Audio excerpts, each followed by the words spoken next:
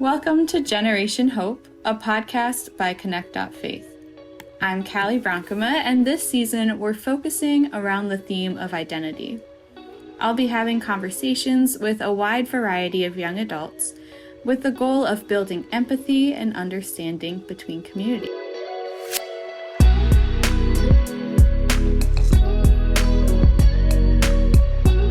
So today I am joined by Zora Holness, who is a recent graduate from the University of Maryland with a degree in economics and a minor in public policy with a specification in public leadership. Thank you so much for being here today, Zora. Of course. Thank you for inviting me, Cali. Of course. So let's just start. I would love if you could introduce yourself and tell us a little bit about yourself. Yeah, so like Cali just said, my name is Zora. I graduated 2 years ago at this point from the University of Maryland. My major was economics, which a lot of people think, has to do with finance or something like that, but it is really a behavioral science, and it has impacted kind of the way that I view the world and, my job now and the different things that I do in my extracurriculars, as well as my minor in public policy with the focus in public leadership. Right now, I live in New Jersey. I work at a continuing medical education company. So they do medical education programs for medical professionals, and I'm a program coordinator. As I mentioned at the beginning of the podcast, this season we're focusing around this central theme of identity and just kind of the question of what goes into making a person who they are. So if I was to ask you, I guess I am asking you, what are some of the things that make up who you are?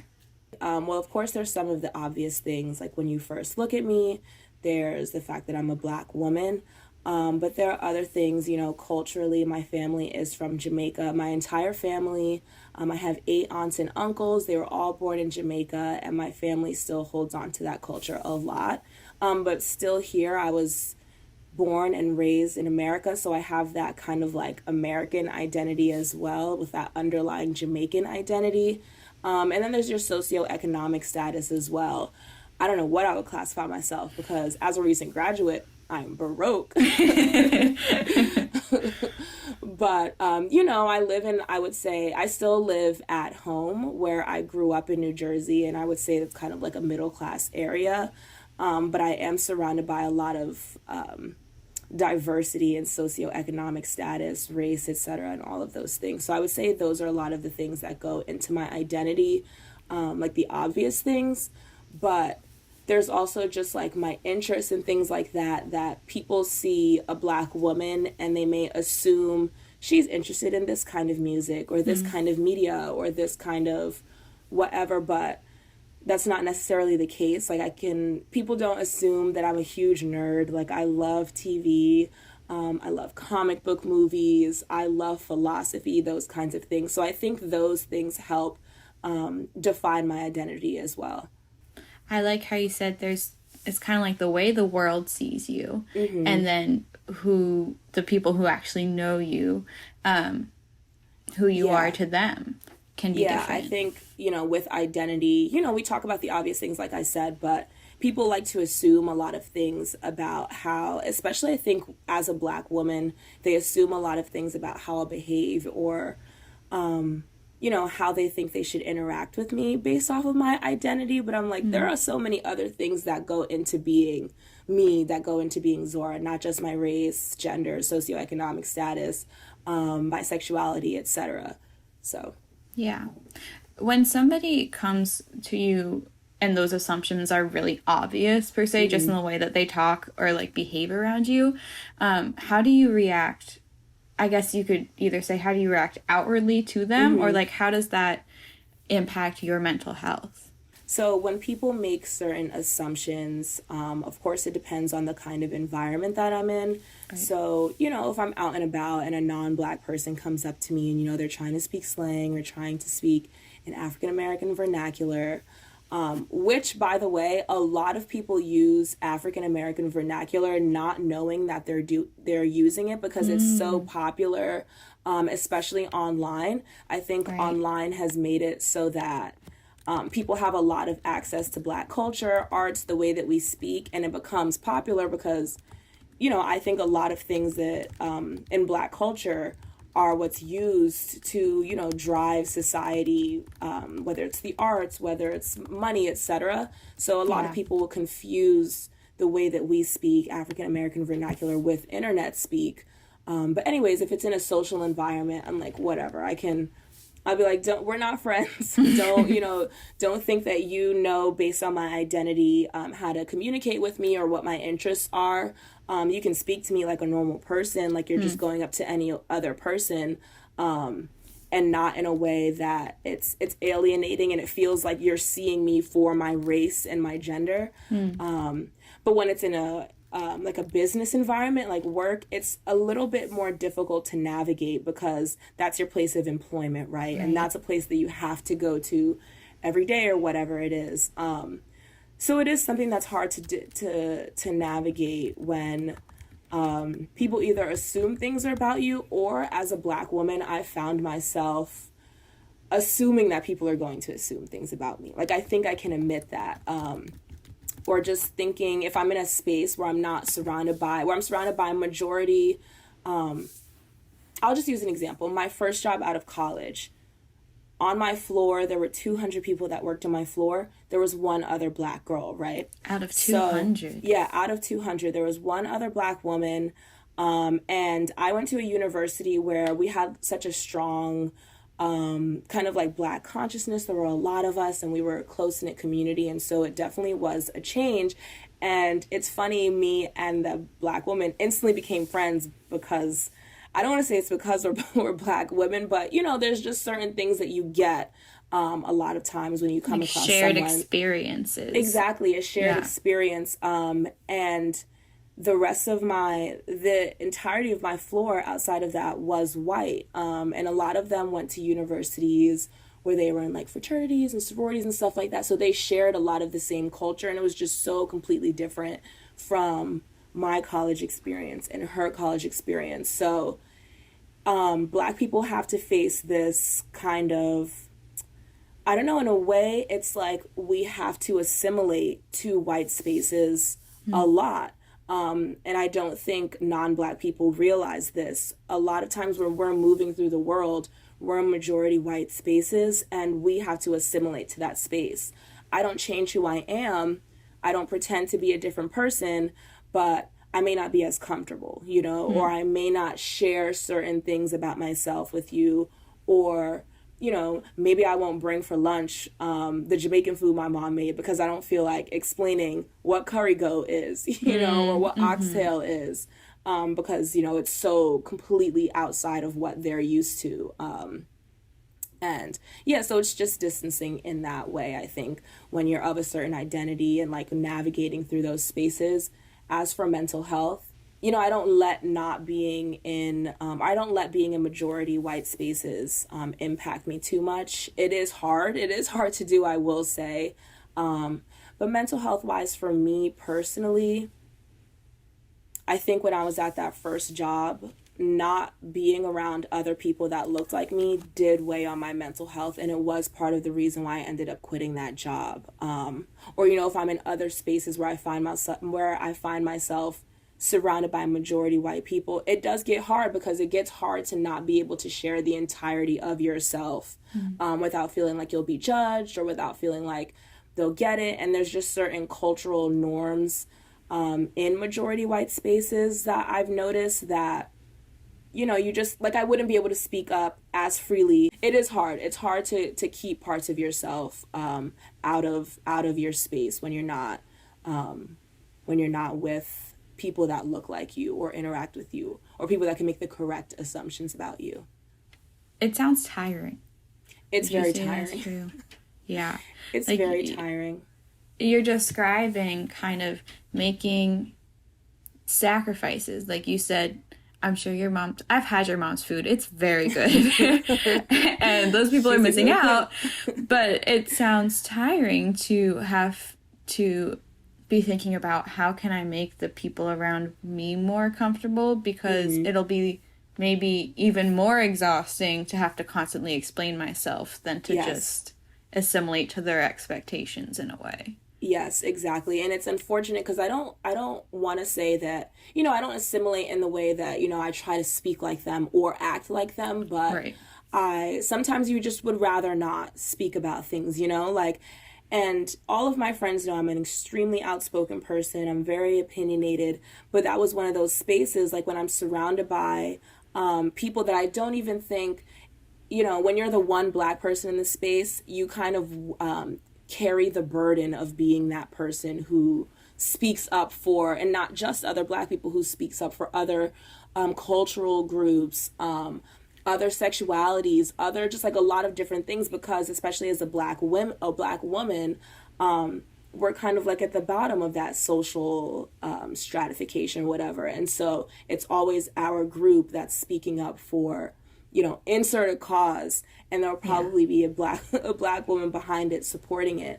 So it gets tiring being that one voice. And a lot of times they would talk about things, and if this was me and my friends, I'd be speaking up and I'd be sharing facts, whatever, but it's exhausting. Like, I just would rather not always have to be that one person to carry the burden of explaining, different things.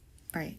One thing that has kind of been under the surface of everything we've just talked about, and then you called it out earlier in our conversation, was the idea, I think you used the term African American vernacular, and basically just the idea that people have a lot more access to Black culture because of social media, because of all of these different facets that makes getting information so quick and so easy, that there's multiple things that arise from that. There's things like you mentioned, people using words that they don't realize where they stem from. And then there's people making money off of Black culture, essentially, the term commodification of Black culture.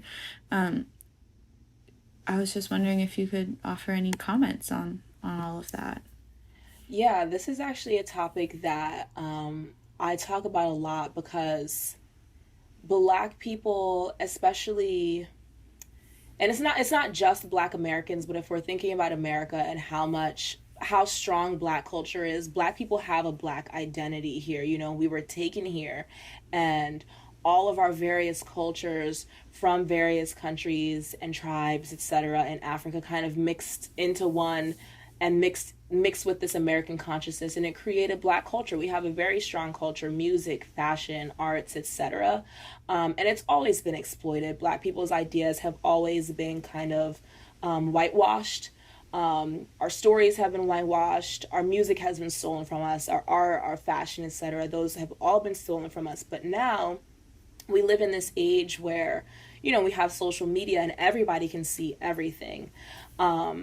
And in my opinion, I think Black people drive a lot of, like, let's just use pop culture as an example. Black people drive a lot of pop culture, whether it's comedy, Twitter,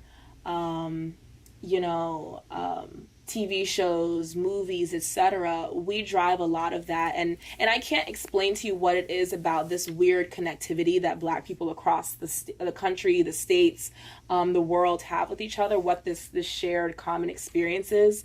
Well, I guess the shared common experience is how we're Black.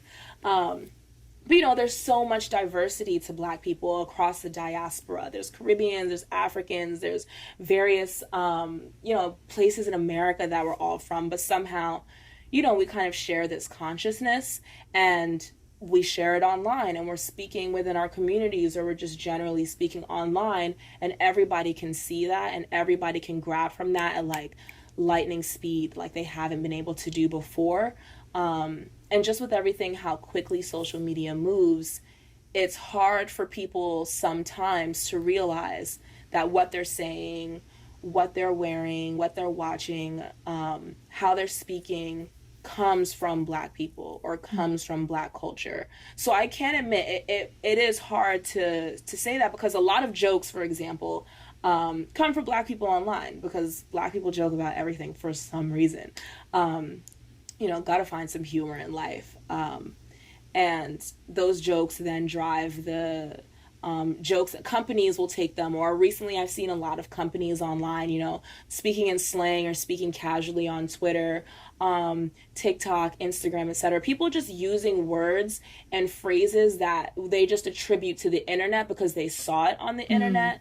But so much of what's popular on the internet is because of Black people, so they don't realize that, or they realize it and they don't care. And it's unfortunate that what happens, and what has always happened, is that Black content is taken and a white face is put on it, or racially ambiguous face, like a Kardashian type look is put on it, and that's sold, and that's sold to white people, and that's sold, and that's kind of how things, like, recently I saw I think it was like Jimmy Kimmel or something like that. Some like really famous TikToker was on Jimmy Kimmel, and she's white, and he was like doing a bit where he was making her do all of these TikTok dances, and all of those dances were created by Black people. They were created by Black kids, and she's on Jimmy Kimmel talking about these dances and getting all of these deals and on these different shows and talk shows doing other Black people's dances. Quick note here, it was actually Jimmy Fallon, not Jimmy Kimmel, who had this program on his show. Yes, because it's hard. It's just hard to decipher what's from the internet, what's from Black people, how it all kind of gets mixed into one another. Especially when you think about apps like Instagram that have kind of grown to, I think that my theory is, like, I think the Kardashians, for example, I think they created the Instagram look, but their look comes from Black women, and so it's things like that you see. So it's hard to know where things are coming from, because our culture is all online. But I think people just need to be more careful about the words that they're using, the phrases that they're saying, and respecting the cultures, paying homage to those cultures, buying from Black businesses, supporting Black creators online. If you want to help support Black-owned businesses but aren't quite sure where to start, there are some great resources out there to help you. You can try WeBuyBlack.com for everyday items, the app Eat Oprah for restaurants, or SupportBlackowned.com, which is a directory of businesses. None of these are sponsors, and there are tons of other great resources out there, but we just wanted to offer you these 3 as a great place to start. Yeah. And some of the things that you mentioned, especially when you mentioned the Kardashians, things that in a way were not socially acceptable until white people started doing it.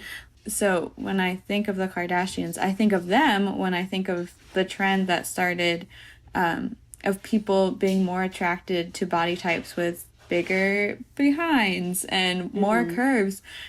That's just, they are not the people who started that trend. Yeah. Or even like getting darker tans. Or, right. Stuff like that. I definitely think, like, okay, of course they can say, Black women aren't the only ones that have, hourglass shapes or, bigger features. We're not the only ones. But we often are, and even like you can see this in movies, TV shows, books, etc. when talking about Black women's bodies. Those are things that are always emphasized or used to be mocked, or those various features. Big lips, for example. I remember my friends and I, we used to get made fun of all the time for having big lips, and now everybody has big lips. Everybody has, everybody wants the hourglass figure or a big butt, I'll say big behind. And take cornrows, for example. Cornrows are inherent to Black culture. I could use the example of like slaves used to do cornrows and different roots and stuff like that, but we don't even have to go that far. Black people just wear braids. I'm wearing braids right now. A lot of my friends, it's a protective style. We wear this in the summertime, or in the winter, when we're trying to protect our hair and our hair is harder to manage, or cornrows, etc. When I was younger, if I wore cornrows, people called those like jail braids or something like that. But when the Kardashians do it, or when other white people, like famous white celebrities do it, it's like the new trend, boxer braids or like whatever. And that's just one example of that. Or the lips, like when Kylie Jenner, pretty much, she's the one that started the lip trend, and now everyone's like Kylie Jenner lips. Or that it's popular, and now they're making money off of these things that they essentially stole from black women, especially, and like that femininity and that kind of thing. Like, they're making money off of things that we used to get bullied for. And it's not just bullying, whatever, you can take bullying, but black people get expelled from school for having braids. Black people get told to cut their locks, cut their braids. Black girls growing up are always, I remember this growing up, like in middle school, early high school, because of just the way that our bodies are. Black women there's the adultification of black girls. We're seen as adults. Sometimes we're a little thicker sometimes when we're younger, and so if we wear shorts, it'll be called out in school, right? Violating the dress code. But I would see white girls, and they're a little bit slender, they're skinnier, they don't have as much back here, they're wearing the same length shorts, but don't get called out for it, because it doesn't look as grown on them. And those are traumatic experiences when you're growing up. Like, it makes you think so deeply about your body. Those are things that happen to us and have actual real life consequences. Like, if I get scared to show up to interviews with braids, but like when a white person has braids, it's like, ooh, that's the new thing. Like, that's fashionable, that's whatever. And they can make money off of that. Whereas black people are facing consequences for the very same things that are inherent to our culture and our nature. I'm going to jump in here and offer a content warning. A content, or sometimes you might hear it be called a trigger warning, is used to let listeners know that we'll be mentioning something that you might find upsetting or might incite an anxiety or depressive reaction. This is not an effort to censor material, but instead give someone a moment to prepare themselves and start any coping mechanisms they might have before they listen to the next section of this podcast. So I'm offering a content warning for mentions of school shootings, sexual assault, and police brutality. We don't go into detail on any of these topics, but we do mention them. The adultification of black kids, like you talked about, we've seen the effects of that. You say it's traumatic being called out for things like clothes and hairstyles, but it can also be dangerous when it gets down to a police officer seeing a 15-year-old girl as a threat. And as I say that, I'm thinking of like one particular case that just happened a few years ago where they'll call a white high school shooter a boy, or they'll call a white college student who commits a sexual assault. We don't want to ruin his life. He's just a kid. But then you see a 15-year-old black girl be murdered because she was seen as a threat. When I tell you, like, racism is so deeply rooted in, and I'm going to focus on the United States because across the globe, darker people face racism, but in the United States, it's incredibly, like, very deeply ingrained in all of our systems. The United States was created with slave labor, essentially, and that slave labor grew to be primarily black people who were taken from West Africa and treated as animals. And literally, like, when black people say we built this country, we did build this country. I'm even thinking about my university. I went on a Black History tour of it. Slaves built my university. It's like they're building our universities, they're building our oldest buildings, they're responsible for America's greatness and how wealthy we are, because for so many years, decades, centuries of America's beginning, they were using free labor, and off the backs of black people. And so it's very inherent, like I said, it's structural, the racism, and it was a way for white people to kind of see black people not as human, or to not see black children, because there has to be some kind of dissonance, right, when you're the way that you're treating a black child. That's not a child to you. That's either an animal or that's an adult. Like, they should have known. And people think that Black people have this maturity, that, you know, Black boys are seen as adults. Like, they're seen as young men. Black girls are seen as young women. I learned this in one of my African American studies classes in college. This was partly because Black girls were often raped by their masters, and they were, instead of seeing them as girls, you know, they're women, they can give birth, etc. And so it's deeply rooted, and we see it today. And not even just a few years ago, it was like a month ago that the Ma'Khia Bryant case happened, and, you know, they're calling her a 15-year-old woman. Just yesterday, I saw a news headline that was like, 14-year-old woman gives her baby to a complete stranger. 14-year-old woman? She was Black. She was a Black girl. You're not a woman when you're 14 years old, you know? Zora and I mentioned some specific examples, and there are so many more stories out there that we could mention. But as you start thinking about these stories or see them as headlines in the news, please remember that these are not isolated incidents. If we get too caught up in the tragedy of these singular stories, we run the risk of forgetting to look at the common themes of them all.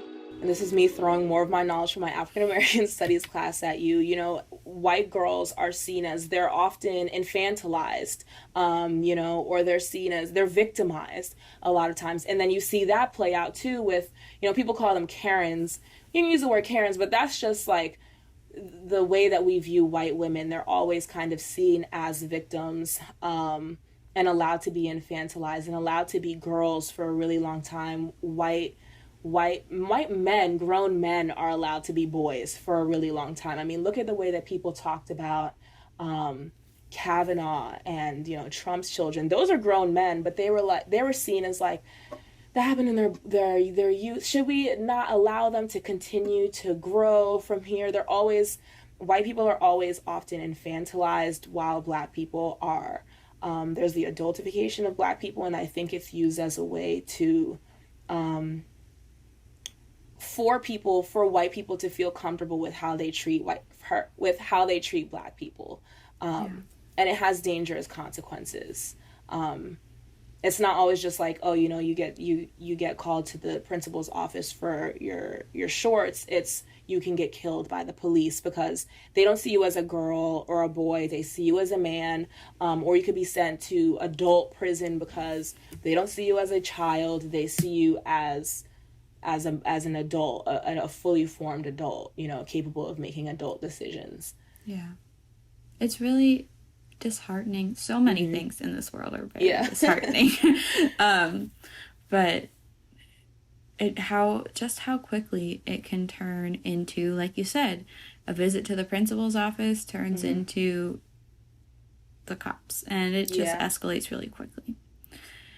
You talked a bit before about how when it comes to Black culture, when we discuss Black culture in America, it all falls under that umbrella term. But in reality, you know, not everybody under the umbrella term of African American have the same cultural roots. You mentioned that your mom and your family is from Jamaica. So how have you seen the ethnicity part of your kind of racial identity come into play? Yeah, so being first generation and my family all being from Jamaica and all of my aunts and uncles being born there, it definitely makes it a little bit more different, I'm sure, than people whose families are just straight, you know, Black American, like born family, all your ancestors are from the United States area. But I think it's important to remember that slaves were not just in the United States, you know. I still am a descendant of slaves that were in Jamaica. And something that's fascinating about my family, I know a lot of Black Americans a lot of Black people have a very difficult time tracing their ancestry, because, you know, we were slaves, and, you know, there was rape and sexual assault and that kind of thing. And it just makes it so hard to learn your history. But then when my family being from Jamaica, and that's a country that's not as advanced as the United States when it comes to technology and records and information and stuff like that. I don't know anything about my family before my great grandmother, like my grandmother's mother. I don't know anything about on my grandfather's side before my grandfather. And I barely even know about my grandmother's youth too much. Like, that's something that, and I think a lot of Caribbeans, like Black Caribbeans, have a similar experience, because in the Caribbean, like, I know my grandmother, she doesn't talk about a lot of things, but I know it was hard for her growing up, and that she faced a lot of things as a Black girl, as a Black woman. And she was the one that moved here and, got a good job and was getting her education. And then she was slowly but surely brought her children to America from Jamaica. But yeah, that's something, like, as a Black Caribbean, I don't know a lot about my history before my grandparents, and a lot of my history is in Jamaica. But, we don't have those kinds of records. My mom doesn't even have baby pictures, like my mom. And my mom she's in her early 50s. So it wasn't that long ago that she was born, but she doesn't have baby pictures. It's little things like that. I don't know a lot about my history before my grandparents. And so that does add a layer of, I wouldn't say it feels like there's something missing, but I wish I knew more about my ancestors. I wish I know what slaves went through, but what was it like for slaves in Jamaica? What was it like for my great grandparents? What were their lives like? So in a way, my family, they're from Jamaica. They've kind of created this. They've created their own roots, I would say, here. And it's kind of like we're the start of all of that. Like, that's what it feels like in a way. Like, me and all of my cousins, we're the start of those stories. And it doesn't weigh on me necessarily, but it does make me want to work a little bit harder, create that. My grandmother, my grandfather, specifically my grandmother, didn't come here and work so hard and escape, whatever it was in Jamaica, in order for me to not do anything with myself, to not create, that generational income, to not create a legacy for the Holnesses, so it puts that extra, I don't want to call it a burden, because it doesn't feel like a burden, but it's like we created our roots, and now we're the ones that are, like, responsible for watering that tree and growing those flowers and creating kind of this legacy for our family. It's like we're starting fresh. I don't have that extensive history. I don't know what country in Africa my family is from. It just feels very new, but it's exciting because, it's exciting, and I'm just grateful for my grandparents and my parents for being able to create this life for me, while also having ties to such a beautiful culture and a beautiful country with fantastic food. But really, just the country, it's such a beautiful country filled with, it is a diverse country, but there are a lot of Black people, and Jamaicans just have this spirit to them that, they'll never fail and they'll always prevail. And that's something that I really appreciate as part of my identity. Yeah. It sounds like you took all of these circumstances and instead of turning it into pressure, you turn it into pride. Absolutely. And you're saying, this is who we are, this is who I am, and now I'm going to go kick butt and just succeed and excel as much as I'm able to. Yeah, I would say that's something that's, like, super inherent to Jamaican identity, and that's probably the biggest thing that I've gotten from my Jamaican identity is we're a very prideful people. We're very prideful. I didn't grow up, thinking, I was never insecure. I hate saying this like this because it always sounds like I've always known I'm gorgeous or whatever. But Jamaicans, my family has always instilled in me, you're gorgeous, you're intelligent, you're successful, you're motivated. They've always we're a very prideful bunch, and we take care of each other too, and have a very, very strong community. And so never pressure, always pride in my family. Yeah, I love that. That's awesome. because it can so quickly and so easily go the other way. Absolutely. Absolutely. Yeah. Which is why it's so important, especially being a Black person, you know, growing up. You're told you're not beautiful. You're told you're not smart. You're told all of these things. And so it has been great with my family, at least. You know, I don't know if this is a Jamaican thing, although I'm going to say it is. We're not taught to look down on ourselves like that. You know, we're taught to look at ourselves as beautiful human beings and, you know, and to always work hard. So, Yeah. Yeah. Amazing. This has been just the first part of Zora's story. So make sure to join us in 2 weeks to hear more. This has been Generation Hope, a podcast by connect.faith. I'm Cali Bronkema, and thanks so much for listening.